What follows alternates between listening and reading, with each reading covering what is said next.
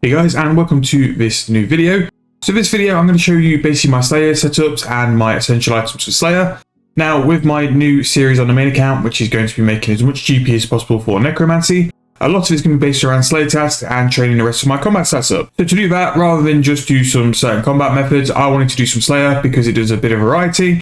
And it also helps me to get the Ultimate Slayer title, along with the Ultimate Slayer, because hopefully completing all these Slayer collection logs. So on RS3 we have two different versions. We have the Codex and we also have the actual Slayer collection log. So the Codex is basically in regards to Slayer's monsters' souls. Now this is related to the Menopause Slayer dungeon, where you can collect all the souls and basically fill out a collection book. It's kind of like just one big collection card game where you need to go and get the soul from the monster, and then once you've got the soul you can then throw it into the sort of soul collection thing, and then you can get a tick off here. As you see, I've done some, but I've not done them all, so hopefully with this finishing up Slayer, I've got plenty of XP to do. In terms of my melee stats, I'm 140 attack, 156 strength, and 127 defense. Range is 160, and magic is pretty much nearly there at 191. So I've got plenty of time to train Slayer and hopefully collect all these souls to collect that off. The actual collection log is something similar to what is on 07. So the miscellaneous is pretty basic and it's quite a lot of the lower tier stuff, but we will pick it up eventually. Daemonheim is mainly cows, the Hex Hunter bow as well, and the baby soul gazer. I would love to get a baby soul gazer because it's quite a cool pet. Enemies, as you know, is quite renowned, 100 blood shard necklaces for that. Folded pills is just ascension creatures, but what I'll be doing when I get ascension creatures, I'll hopefully be able to do the bosses for the boss logs. Fremi is just a load of mid-tier Slayer monsters that won't be too hard to complete. Kandarin is more around the tortoises, the automatons, and also the Dragon 4 helmet myth dragons, which shouldn't be too bad, although I did get one 10, 12 years ago. Karamja is just gemstone dragons, which will be a bit of a ball ache, but they won't be too bad. Keldagrim, not too bad, it's just the dwarf stuff. The desert will be brutal because I need to get the Nipperdemon from the Ripperdemons. The desert will be brutal because I need to get the Nipperdemon from Ripperdemons. Now, I've got a new method with them in Wildy, which I am going to do a video very, very soon. I just want to make sure it's perfected. But as you can see, we've made some progress here, and I did have quite a stint at Soul Devs at one point. But yeah, and then with this as well, we've got some wrapped key pieces as well. I think that one's the Ripperdemon, and that one is the Camel NPC. Lost Dungeon, this one will be a ball ache. It's the diffusion boots, and it's also a lot of things as well. Tormented Demons will be good to do. I was quite good at Tormented Demons a while ago. Maybe not so much now. And the Glaciers as well for the boots. Mauritania won't be too bad. I'll just have to do a stint at Celestials for the Dragon Rider pieces, which might be a bit of a pain, but it won't be anything too bad. 16 Abbey heads. Don't know how I got that. This Muspers and the Rune Dragons, which will be something new. I don't really do them. This will be all the Dragon King, which will be pretty nice to do. Wilderness will be its own little thing, I think. It might actually be its own little episode. Basically what it is a lot of rev drops. And also the Woolly Worms as well, which will be nice, be something different to do. So it'll be not too bad to go and hunt that out.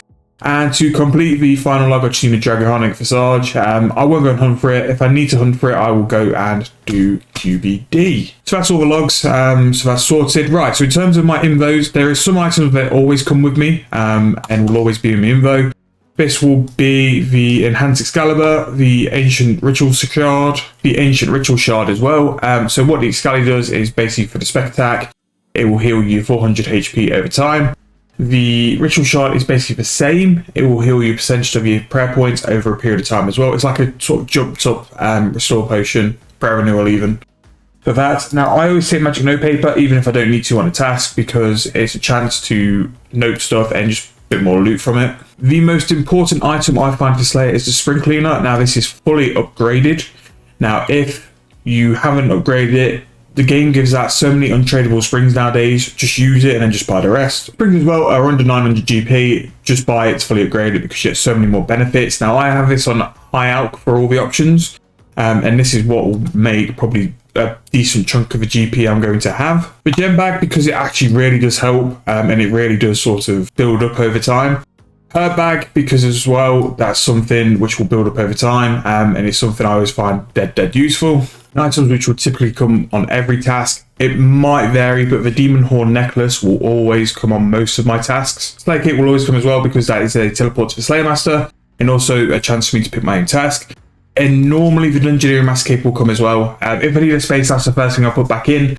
But it's normally got teleports to a lot of Slayer tasks, or gets me near to most Slayer tasks as well. And because I'll be hunting souls, the Ushbatis will be coming as well, because there will be things which collect for souls. But something which comes on most tasks is the Demon Horn Necklace. Basically how I train Slayer is I crush all the bones, even if it's dragon bones, because I would much rather have unlimited prayer and not have to waste penance. So I can use other auras as well, and it just makes it all AFK, especially for most tasks now where you can just prayer, soul split and turmoil. And then just AFK as well. If I am doing a demon, I would team this up with an attuned ectoplasmator, because that is what you need to bury the ashes and then get the bonus from the Demon Horn Necklace. In terms of essential items for Slayer, I would really put the Demon Horn and the Spring Cleaner as sort of top priority. The Excali is really nice as well, but the other items you can work around not having them as well. It won't take you long to get a 99 Slayer Cape, which will give you teleports to the Masters as well. That is something to aim for into work. So in terms of setup, I will just equip that now. So most, unless it's a niche task or something very different, I will just be full masterwork for most of my Slayer tasks. So you can see, melee is a pretty basic setup. Scythe is by far the best item because of the range. And what you basically want to do is use aggro overloads, which will make all your tasks AFK because the monsters will attack you rather than you attacking them and running around the room as well. And obviously every task is different, but I will always have 2 weapon poisons and 2 aggro overloads. That will pretty much cover most tasks. I don't need prayer potions because I have the bone necklace. I'll just take a couple of sharks to make sure I'm definitely there. If it's a task which allows me to use a cannon, I will always use a cannon as well.